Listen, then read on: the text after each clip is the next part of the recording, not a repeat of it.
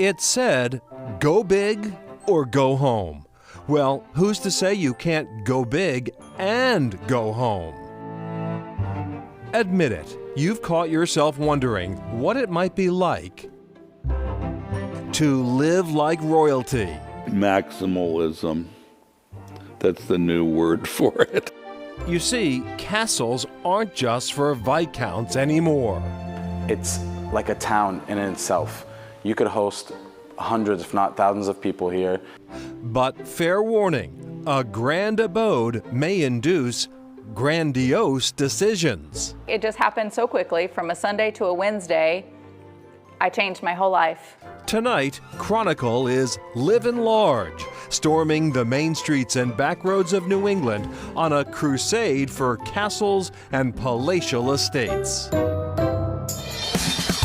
This is Chronicle on WCVB Channel 5. This house was built with vast stretches of open space and hallways and large rooms. The Searles Castle in Great Barrington has been called the largest private home in Massachusetts. This is a pretty big house. It's reputed to be 68,000. I've never measured it. A former boarding school, the castle was scooped up by artist Hunt Slonim in the summer of 2021 for $3.25 million.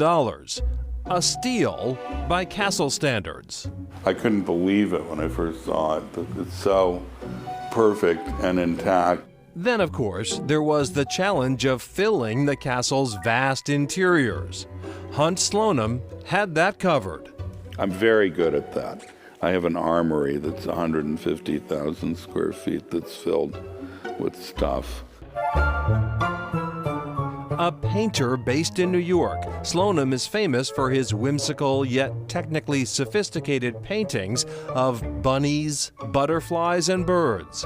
His paintings have found homes in contemporary museum galleries around the world. But here at the castle, they are playfully mixed in with the 19th century decor. I think it works very well together, and I love living with them both.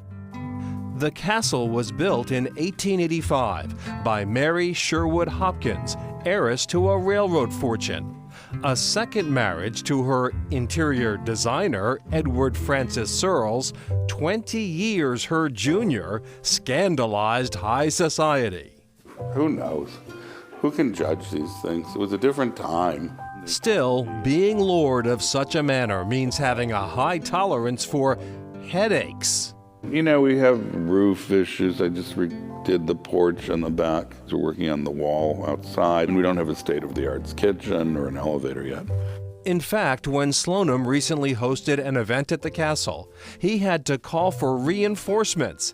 His castle is short on thrones. And we had to get porta potties. I have one flushing toilet on the first floor, and I don't want more. I mean, that's fine with me. I'm not a perfectionist. Nothing has to be comfortable or completely functional, but it has to look good.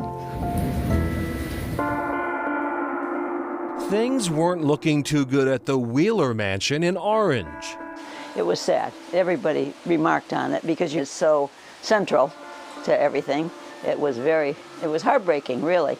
The Grand Estate right on Main Street, the flagship property in the town of Orange, had suffered years of neglect, a forlorn symbol of a town's better days. We were fearing the worst, that it would probably be torn down. And then all of a sudden, out of nowhere, we were like, somebody's mowing the lawn, somebody's cleaning up the outside, somebody's taking interest in this big, beautiful home that we all love. Who was the new owner? Well, the answer can be traced back to a call Cynthia Butler got a few weeks earlier out in sunny Southern California.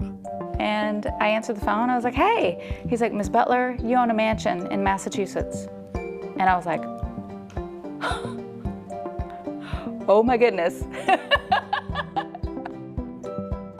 And more on that mysterious transcontinental phone call coming up a bit later. And back to Hunt Slonim. That's not his only castle. He actually owns a lot of grand abodes. He collects historical homes. He currently has 5 estates, including 3 antebellum estates down in Louisiana. He says, you know, decorating, renovating these properties is a really nice counterbalance for him to the wheelings and dealings of the art world, which can be complicated. All right, next, bringing a local treasure back to life.